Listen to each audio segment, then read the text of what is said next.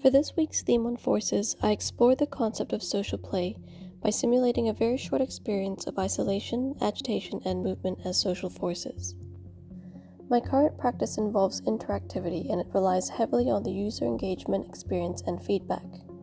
The outcome I envisioned was to be able to create a 2D animated interactive experience, where users can control the main character by dragging them around the screen and be able to interact and trigger responses from the crowd.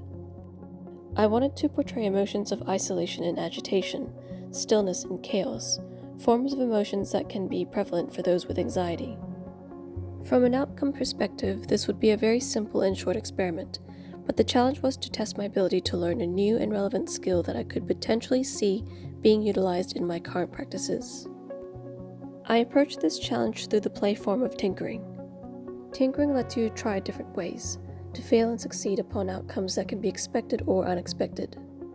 It promotes you to experiment until you can come up with the intended results, even if these results may not be as polished or refined. This is the appeal of tinkering and why I have adopted it into numerous of my weekly responses so far. This week involved a big step forward for me to elevate my field of practice. The intent is to pivot into a different but still relevant end use and gain new technical knowledge by a new application, and embrace this process through the play form of tinkering.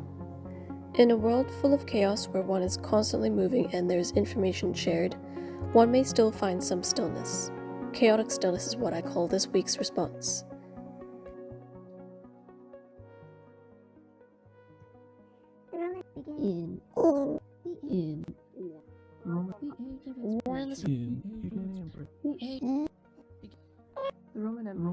The Roman Empire, which emerged around 27 BC.